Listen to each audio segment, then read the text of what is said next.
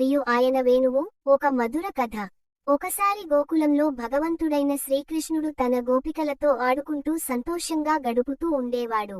ఆయన చేతిలో ఉన్న వేణువు నుండి వచ్చే మధుర స్వరాలు గోకులం అంతటా విస్తరించి ప్రతి ప్రాణి మనసును ఆకర్షించేవి. ఆ స్వరానికి పశుపక్ష్యాదులు కూడా కరగిపోయేవి. గాలి నిలిచిపోయి వినడానికి తహతహలాడేది. ఈ వేణువు గురించి ఒక్కసారి రాధమ్మ శ్రీకృష్ణుడిని అడిగింది. కృష్ణ, నీ వేణువులో ఎంత మంత్రమో! ఎవరైనా వినగానే తమ మనసును కోల్పోతారు. ఇది ఎలా సాధ్యం? అప్పుడు కృష్ణుడు ఒక చిలిపి చిరునవ్వుతో రాధమ్మను పక్కన కూర్చోబెట్టాడు.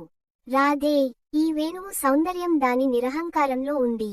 ఇది పొరలు లేనిది, అంతర్లీనమైందే కాని లోపల ఏమీ లేదు. నేను ఏది కుయిస్తే అది వినిపిస్తుంది.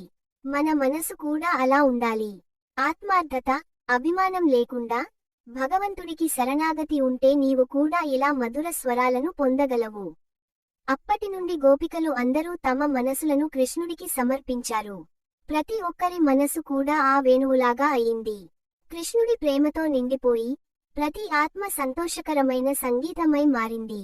ఈ కథ మాకు ఏం చెబుతోంది? మనసు ఖాళీగా ఉన్నప్పుడు మాత్రమే దేవుడి సన్నిధి అందులోకి వస్తుంది. అభిమానం లేకుండా జీవితాన్ని గడిపితే మన జీవితం కూడా ఒక మధుర గీతంలా మారుతుంది. ఇది కేవలం కృష్ణుడి వేణువు కథ కాదు.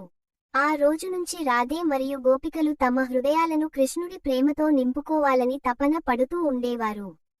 ప్రతిరోజు వేళ పాడే వేణువు నాదం వినగానే వారు అన్ని పనులను వదిలేసి కృష్ణుని వద్దకు పరుగెత్తేవారు.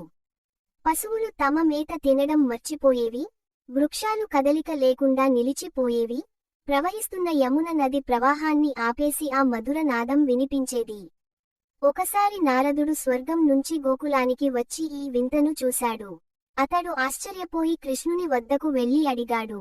ప్రభూ, నీ వేణువు కాస్త మాత్రమై ఉంటే ఎంత పెద్ద మాయ చేస్తోంది. దీని వెనుక రహస్యం ఏమిటి? కృష్ణుడు మళ్లీ తన చిరునవ్వుతో ఇలా చెప్పాడు. నారదా, ఈ వేణువు పాశవికమైనది కాదు.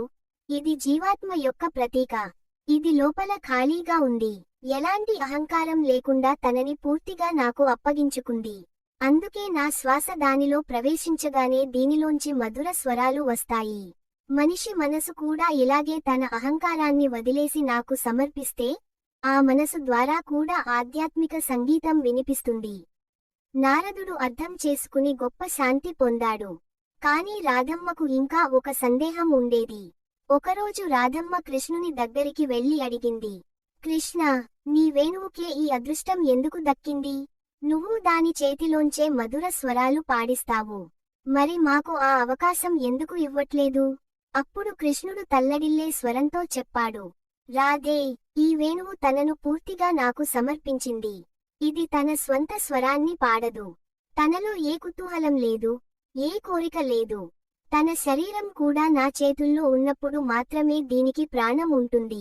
నువ్వు కూడా నీ అహంకారాన్ని వదిలేసి నీ మనసును నాకు అర్పిస్తే నీ మనసు నుంచే నాకొక మధుర గీతం పాడగలదు. ఆ మాటలు వినగానే రాధమ్మ కళ్లలో నీళ్లు వచ్చాయి.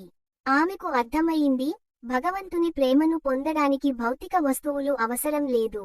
తన మనసును పూర్తిగా శరణాగతి చేయడం చాలు. ఈ విధంగా కృష్ణుని వేణువు మనకు ఒక గొప్ప పాఠాన్ని నేర్పింది. జీవితంలో ఎంత అహంకారం ఉన్నా, ఎంత సంపద ఉన్నా అది శాశ్వతం కాదు. మనసు స్వచ్ఛంగా ఉన్నప్పుడు మాత్రమే భగవంతుని దయ మనపై ఉంటుంది. వేణువు లాగానే మనము శూన్యంగా ఉంటే భగవంతుడు మన జీవితాన్ని మధురంగా మార్చుతాడు. అందుకే ప్రతి మనసు వేణువులా మారి కృష్ణుని ప్రేమ సంగీతాన్ని ప్రపంచానికి వినిపించాలి.